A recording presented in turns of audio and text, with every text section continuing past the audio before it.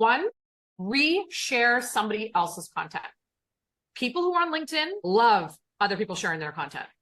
Please don't be shy, okay? So if you see a post by somebody that you like, see Vanessa's post, see my post, see Jordan maybe has a post, maybe Sarah has a post, just hit share and put a little comment in there, right?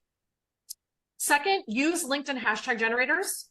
They're awesome. Just Google it, LinkedIn hashtag generator. You can actually put in there what your post is about and it will give you relevant hashtags. Don't use too many. 3 or 4 is plenty. So just enough to get on the right radars. Okay, so those are 2 very simple things that you can do right away. Do it once a week, just so that you're out there kind of practicing. The more you do that, the more you're going to show up. But that's a really good way to kind of break the ice. Another way actually is to just comment on other people's posts. Oh yeah, just because, you know, a lot of times you're like, I don't have time to post on something, and sometimes I don't. Because it's part of my, you know, one of the things for me is I have a schedule where so you'll notice that you may comment, you know, because Sarah tags me in things. I save all of those notifications, and at the end of the week I go in and then I comment on them, because unlike Facebook or Instagram, these posts resurrect multiple times. And so on LinkedIn, you don't have to worry about timeliness the way you have to worry about it on, like, where you probably have heard on, like, you got to post and you have to get engagement. LinkedIn doesn't work like that.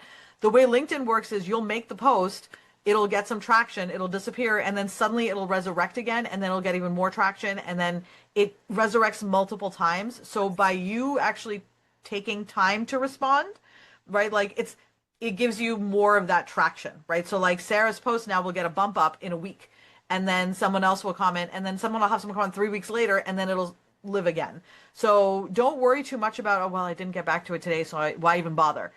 Go in, do a couple, and be done with it. It doesn't have to be a lot, because then, like Melissa, right? Let's use Melissa as an example. Melissa, I see you comment on a couple of things of mine, and then honestly, I feel like we already know each other because I have ADHD. So at that point, we really do know each other. I don't need to see you in person to know you. Like, now we're friends. And that's how everybody will see it. Like, that's how it happens for almost all of us. So like, you have a couple of these exchanges on LinkedIn, and even without posting anything, and now you've made friends. Yes. Yeah, I think that's really, really key, is that having a schedule helps. So for me, what I do is on the weekends, I spend like 2 days. I do 2 posts one day, 3 posts the next day, and I schedule them. So it's already done. All of my work for the next week is already done, and it only takes me maybe a half an hour. And then during the week, I go in and I, like, 5 minutes a day, 10 minutes a day. I scroll, I find a few that mean something to me, I comment, I share, I'm done. So this doesn't have to be a big lift, but it can have huge impact. If you follow me, I posted just the other day about like my own LinkedIn stats. And the reason I did that is I wanted you all to see the power of just showing up, right? Just by putting content out there. Sometimes I post things and nobody comments, but that doesn't mean no one's seeing it, right? It just means that nobody's commenting. So don't let that discourage you. If nobody engages, doesn't matter, right? Keep posting. I was doing that, post, nobody saw anything. One day I did a post, it got shared like 106 times. And I was like, what? It's always the one you don't think also. It's the one you're like, oh, this is the dumbest post no one's ever going to see. Like, and you're like, what? Like, okay. Right. All of the ones I spent hours writing, like nobody sees. Yeah, let's talk about profiles. Well, the first thing I do want to say though is Vanessa's LinkedIn has the, like, it is so good that it makes everyone feel like I will never be able to do that. However, I'm an artist. Okay, I spend a lot of time drawing. But I want to tell you that Canva is an awesome resource that will do a lot of this for you with drag and drop. Okay, so it doesn't have to be fancy, but Canva actually has LinkedIn headers. Like, mine is not nearly as fancy as Vanessa's. It's gorgeous. It's so simple, and this is all you need. What you really need is to have your name, what you do, like just, you know, one line. And when I say what you do, I don't necessarily mean I'm a research administrator. That's fine. I would actually dig deeper, work with our friend ChatGPT to like dig deeper and find out what aspect of research administration really lights you up. So that if, like, so for example, let's say, like, so Sarah and I both really don't like pre-award. I really hate pre-award, like so hardcore. You're never going to find me up here saying pre-award guru. I can do pre-award and I am a guru, but I don't want to do that. So what I do, I don't. So I specifically do not put that there. So I know that it seems like if I'm looking for a job, I need to be able to say that, or if I'm looking for networking or whatever, I need to be as broad as possible to be able to open up. It is counterintuitive. I've been teaching marketing for many, many years, and the hardest thing for every business owner, every person in marketing, every person looking for a job, I've never seen this not happen, including with myself, is the intense desire to be broad when what you really need to do is niche down as tight as you can. So like if you like animal compliance, then that's what you put up there. Expert in animal compliance in research. And that is what will set you apart. I I think see one some of the chats, so things I'm really curious about what the chats are. I'm so excited. one of the things that people do a lot, and they do this at work, Vanessa and I are going to do a resume workshop as well, but this is relevant to this conversation as well, is people tend to list tasks. They tend to list things they've done. They don't talk in terms of impact, right? So when you're writing your bio, you really want to be thinking about what impact have I had? So even I struggle with this. This is not easy to do. ChatGPT can help. ChatGPT can help. I will leave that to Vanessa. I'm not a huge ChatGPT fan. But anyway, when I think about if I really want to market myself as a successful leader, right, who cultivates talent, just saying the words, right, experienced leader who has cultivated talent, I mean, okay.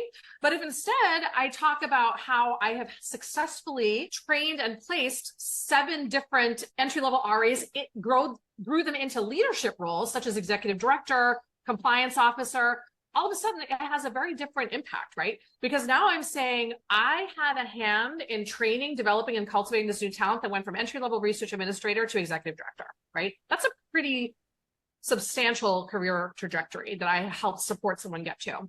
So you really want to be thinking about things like impact. How much money did I save? How much time did I save?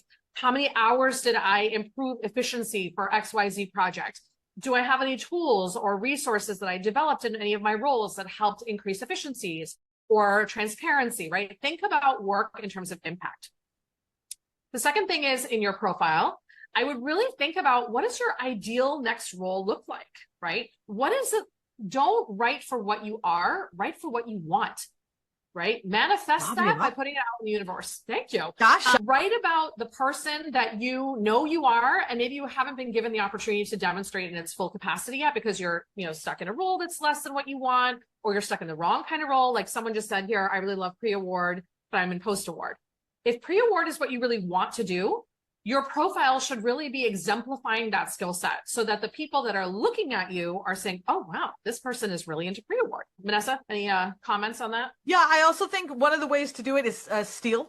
This is not, and so look at, I'm gonna be realized, look at Cyrus' profile, look at my profile, go through everything that we have in there, steal stuff, rewrite it. Like that's how I did my first one, is I always look at somebody who has, and Jen Sabak has a good, I like going through people's, I don't do it as much anymore just because my LinkedIn, once I got it set, now all I do is post because it's kind of in lockdown. It's in good shape. I just went and looked and said, what are other people doing? And I started to find how sometimes the language that I did like, sometimes language that I didn't like, and you'll build it over time. I also don't recommend doing this all at once, right? So you may do, I typically, if I had to do my whole LinkedIn profile, I would just never do it. So it becomes okay, go in and do the cover photo. Yes. And then maybe next week, that takes 10 minutes. And then maybe next week you're like, okay, I'll update my little description. And then maybe the week after, I'll just do it in pieces because this is again, unless you're like, I need to find a job tomorrow, which LinkedIn's not going to really help you with that right now. But unless as I said that, I was like, it's not going to do that. But, and you're like, I need to do this so that I can. Ultimately, take your time. It's no rush because you can both build your profile, post on it, start commenting on things, do it all just little bits at a time. So Cyrus says she uses half an hour, and that's perfect, right? Just half an hour. That's what I do. Half an hour a week. And in full disclosure, I have somebody who writes my posts for me. Her name is Katie. She's my best friend in the whole world. And she and I are like the same brain. So she will write them and get them started because I have blank slate syndrome, and she'll send them to me. And then I will go in and update them with my personal stuff, and then she will finish it off and upload it. So, and the reason why I do that is because this is for my business, so I've chosen to hire somebody to do it for me. I love what you said just now about breaking it down into phases, because that is something I'm the type who, again, this is an ADHD thing. If you can't visualize the finished product, you tend to get this paralytic. I can't start. I'm just not even doing it. But once I kind of accepted that it wasn't stagnant. LinkedIn is a living, breathing organism in the social media environment. Your profile is going to constantly evolve and change. What you put out there today, first of all, it doesn't matter if you change it later. I promise you, no one's going to go back and be like, huh, Katie had something totally different on there yesterday, right? They're not going to think that. So it's totally fine for you to play with it, for you to just work with it and do it in phases. You don't have to have a finished product to get started. Just do it. Get started. You know, like going out for walks is really difficult. I'm afraid of bears. I live in the country. There's bears, you know, I find every excuse not to do it. But what I do instead now is I'm just like, just do it. Just stop thinking about it. Stop rationalizing, stop debating yourself. Just get up and go. So that's another thing, is just don't think about it, right? Just do. Just take the next action. You don't have to solve the entire profile in one day. Another thing to kind of dovetail what Vanessa said about looking at other people's content.